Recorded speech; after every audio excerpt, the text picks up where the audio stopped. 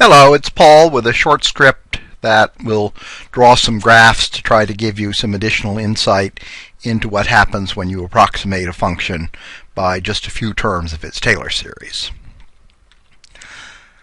Let's look at the Taylor series for the cosine function and define 5 different functions which keep respectively 2, 3, 4, 5, and 6 terms of the series.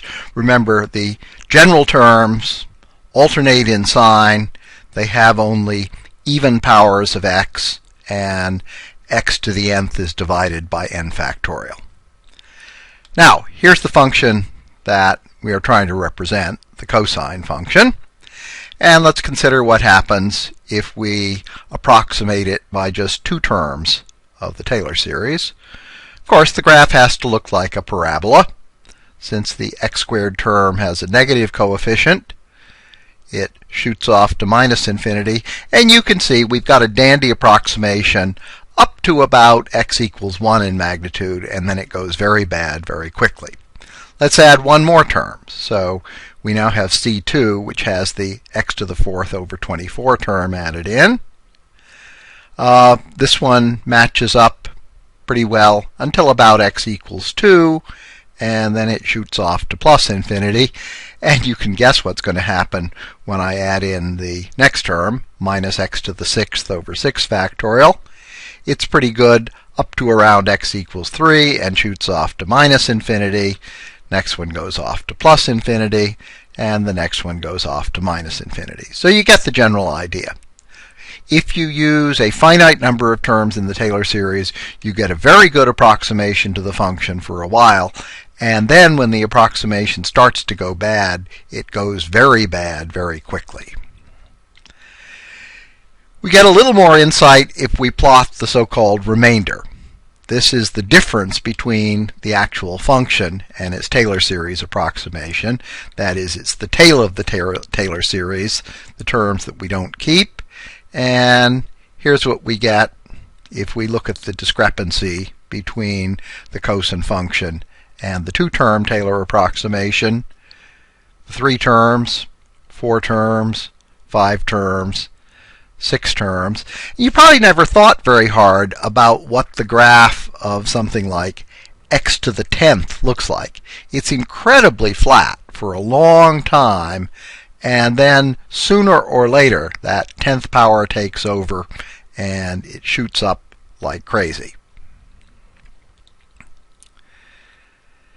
Now, it's interesting to compare the actual remainder with the first term that we omitted. So now you see with the dashed black line, I have plotted the first omitted term, x to the 4th over 24, and it's not too different from the Taylor series. In other words, the remainder is pretty close to the first omitted term. If you think about it, that's reasonable. The Taylor series for the cosine function is an alternating series, and with an alternating series, the error that you make in truncating the series is never larger than the magnitude of the first term you leave out. This continues to work for larger numbers of terms.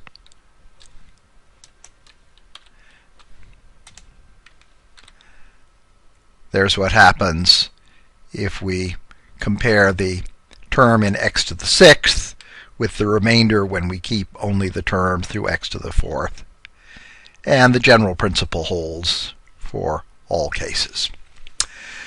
Okay, now let's look into a rather different topic, the infamous function that is not the sum of its Taylor series.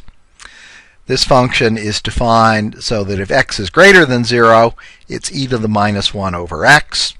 If x is less than or equal to 0, the function is equal to 0. And you've got to think a while to realize what the function e to the minus 1 over x does. When x is small and positive, 1 over x is large and positive.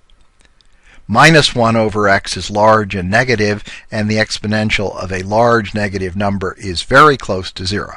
So it's clear that as x approaches 0, this function is going to go to 0 very quickly. What's hard to visualize is quite how quickly it goes to 0.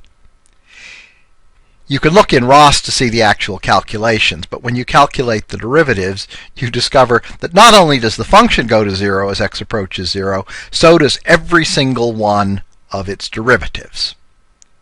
In other words, this function goes to 0 faster than any power of x. Furthermore, since all the derivatives go to 0 as x approaches 0, and it's the derivatives at x equals 0 that determine the Taylor series, every term in the Taylor series is 0.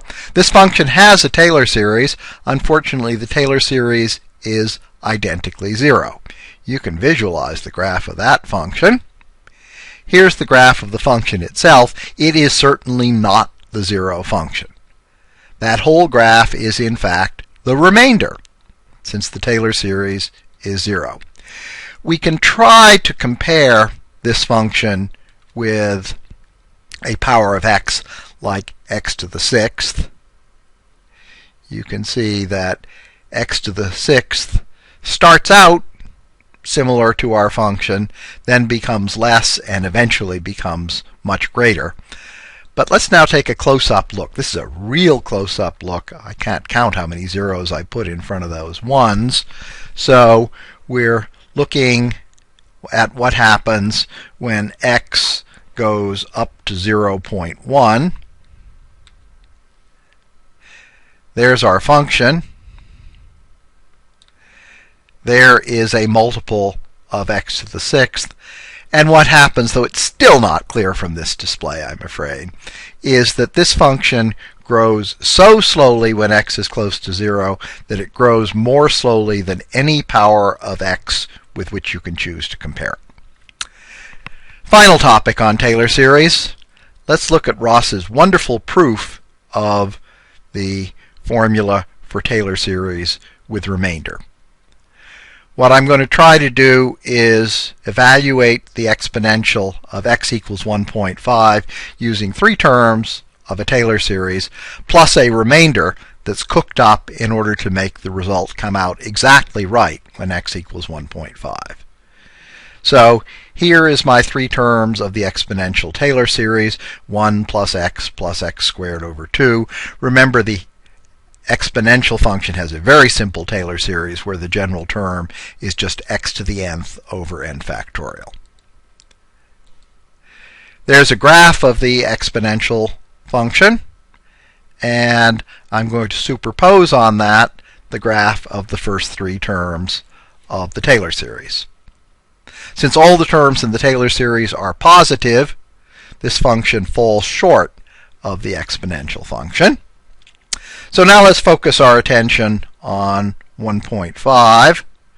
Draw a vertical line to show what we're shooting for, and a horizontal line so we can spot where y is equal to 0. And let's mark our point x0 on the horizontal axis. Now let's calculate the remainder. The remainder is simply the difference between the actual exponential function at x0 and our 3-term approximation, capital E, at x0. There it is. And I now am going to calculate the coefficient m that Ross uses. All I do is divide the remainder by x0 cubed over 6. So there is our coefficient. This has the property that when you multiply it by 1.5 cubed over 6, it precisely compensates for the shortfall in the 3-term Taylor series. So now I can define a function which I'm going to name roll 0. I take the exponential function, I subtract off the 3-term Taylor series approximation, and then I subtract off the appropriate multiple of x cubed over 6 to make this function equal 0 when x equals 1.5. Let's graph it. You can see what happens. I actually graphed 10 times the function because otherwise it's so close to 0 it's hard to see.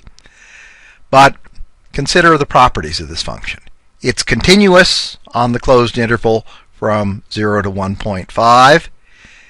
Being the sum of three differentiable functions, it's differentiable on the open interval from 0 to 1.5.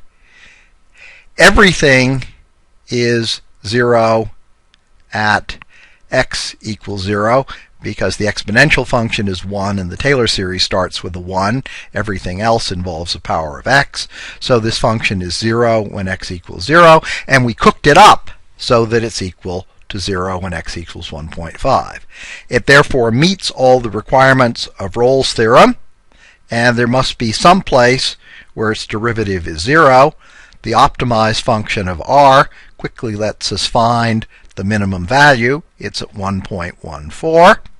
And let's mark that as x1 on our horizontal axis. Now we've got the process started. Now I'm going to create Roll 1 by differentiating Roll 0. The derivative of the exponential function is the exponential function. The derivative of the Taylor series is just the Taylor series with the last term left off, so it's 1 plus x, and the derivative of m times x cubed over 3 factorial is m times x squared over 2 factorial. So there's Roll 1. Here's a plot of it. And you can see why I called it Roll 1. This also satisfies Rolle's theorem, but now on the interval from 0 to x1. It clearly has a minimum. R happily finds it at 0.789, and let's plot that at x2. Okay, we differentiate again to construct a function that I'll call Roll 2.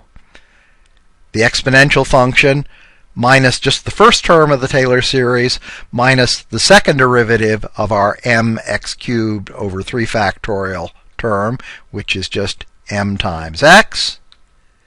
And when we plot that, it too satisfies the requirements of Rolle's theorem, but now on the interval from 0 to x2.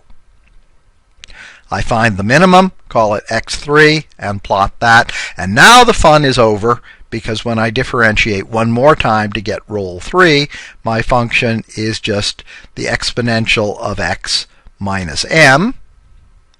And when I plot that, you see that that equals 0 at x3, and that lets us reach the important conclusion.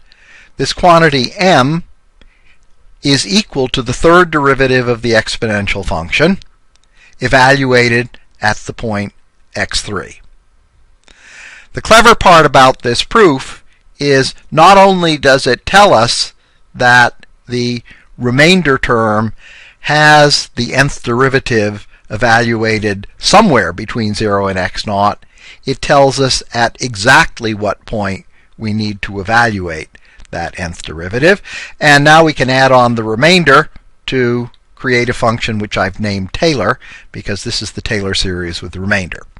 It's the first three terms of the Taylor series, e of x, onto which I have added the next term, x cubed over 3 factorial, with the appropriate coefficient, the third derivative, which is again the exponential function in this simple case, evaluated at x3. And when I plot that, the result is really quite stunning. I've plotted it in red. You see, not only does this match the exponential function perfectly when x equals 1.5, we cooked it up to do that, but it matches it remarkably well all the way out almost to x equals 2. So Taylor series with remainder is a very good way of approximating a function. Adding in the remainder creates a vast improvement over just using the first few terms of the Taylor series.